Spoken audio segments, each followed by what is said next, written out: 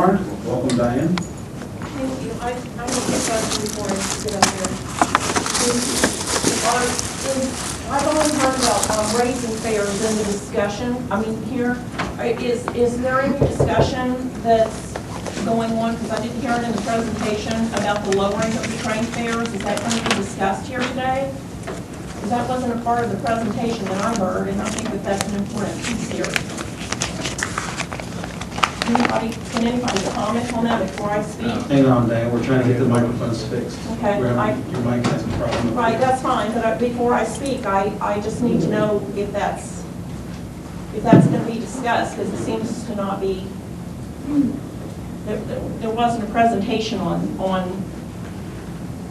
there was no presentation on the reduction of train fares, and I'm concerned about that, because is it just being glossed over, or is it not being discussed here today? I need to know that. Can someone help me, please? Is this just, I'm serious, can somebody just tell me, instead of just cutting into my time with question? Diane, can you hang on just a second? Okay. We're trying to get an answer to your question. Okay.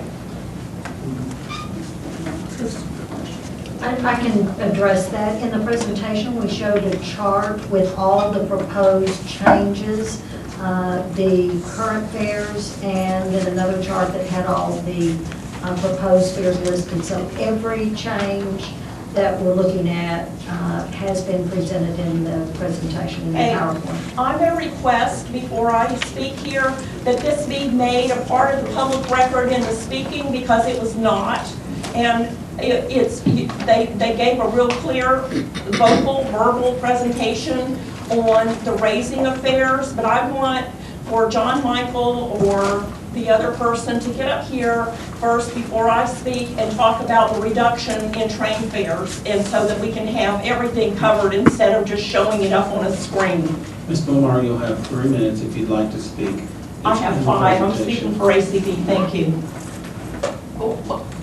This is outrageous. This is outrageous. You're glossing over the reduction in train fares. It's bad enough that you're reducing them. It's bad enough that you're reducing them, but then you're misleading the public by not, and especially the people here who are visually impaired, by not even going into that. You went into everything else in the presentation, but not that. You should be ashamed of yourselves. Ashamed. Ashamed for lowering the train fare. The first person who got up here and spoke, was her name Joni? This isn't about being racist. This is elitist. It is elitist. The train is for the Downtown Alliance, the people who have chosen to live out in the suburbs, but you're trying to lower the fare in order to increase ridership, and for seniors and people with disabilities, you're trying to raise the fare.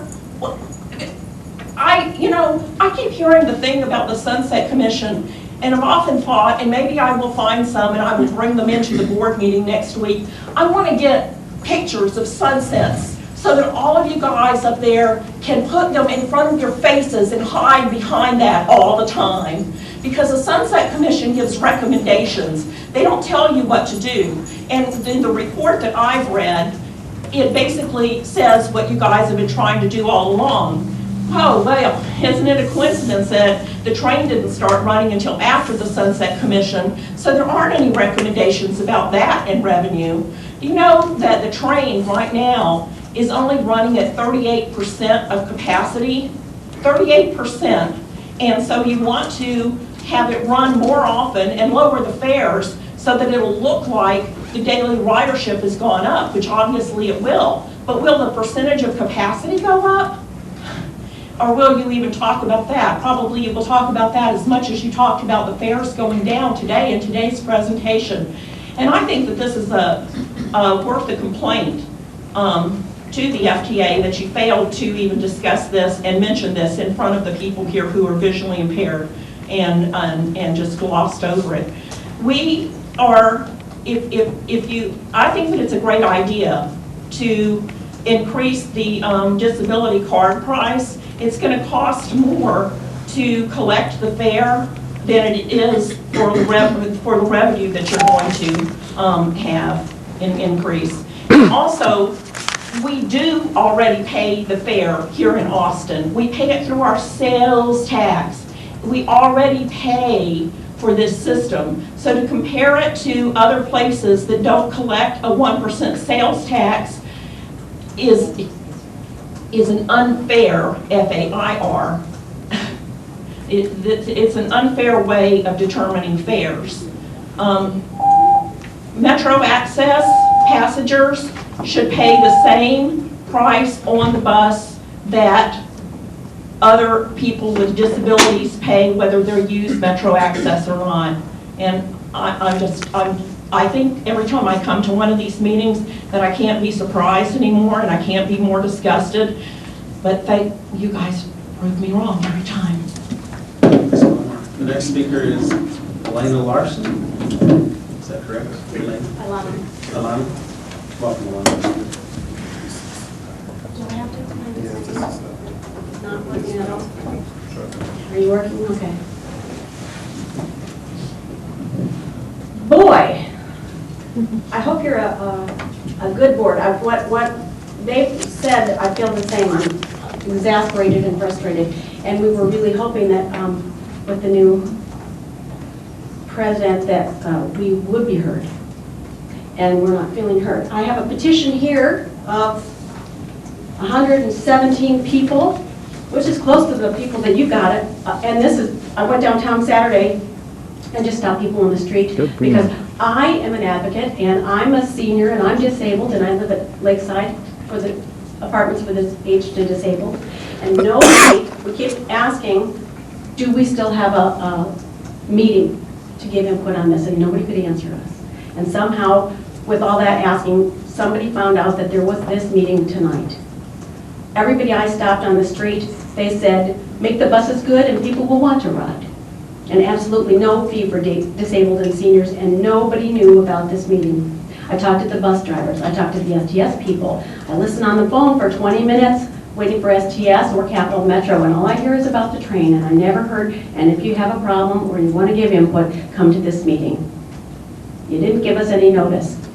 So, these are real people, and they don't want you to, we're feeling pinched. We're feeling cut off in every way, and they are talking about a matter of life and death. We don't have money for food, we don't have money for medical, we don't get dental, we don't get glasses. You've moved our bus stops because of all the construction. We can't get home on the number 17, so we're sick. I got a heart problem, I got leg problems, my friends have got diabetes, so we take the bus, we can't get to the bus stop. Then you move the 17, we can't get home. You cut the number 5 that takes us home to a building full of mobility impaired people, and Rebecca Baines Johnson is up the street. You've got all those disabled people, and we can't get around because you cut it all. We have to wait. We'd rather have you, okay. At this point, we don't want, this guy made it clear that maybe we could get a full day pass, but still, that's $365 if we just go to the store and back, not the store and the doctor, or go babysit, or come to this meeting. So that's $365 a year base. If you go to 2 places, you're up to like $800 for that. So you moved our buses, you're sticking us in the sun instead of the shade so that the Four Seasons people can have it. So it is elitist and it is unfair. You're not keeping your word with us. You canceled rides. I can't get to my son's house. I can't get to church. I can't get to my doctor's or other appointments because you keep cutting us back. We can't get there by the bus. We can't get there by handicap transit. You're leaving us out in the cold. You got the half-hour window. The drivers say that it doesn't help them. All you do is get more people that they have to drive around. So it didn't help them. It leaves us waiting an extra hour. We're sick. We're hurt. In conclusion, we're getting greater inconvenience, less service for 5 times the price. And the answer isn't more money from the disabled and the working poor. It's more accountability from Capital Metro. Open, real communication with your ridership. We've been waiting for years for you to not just cram it down our throats and act like you're listening when you're not. Thank you, Ms. Larson. Please shift that, Next please. speaker is David Whitty. Welcome, David. You have 3 minutes.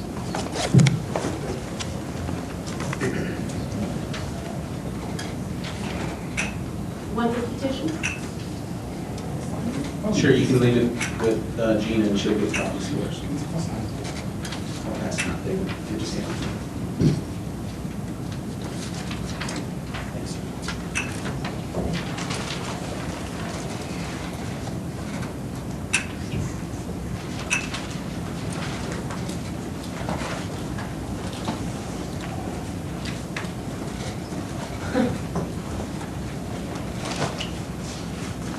Good afternoon. I'm David Whitty. I'm with Adapt for Texas, a grassroots disability rights organization, and I agree with a few of the speakers ahead of me.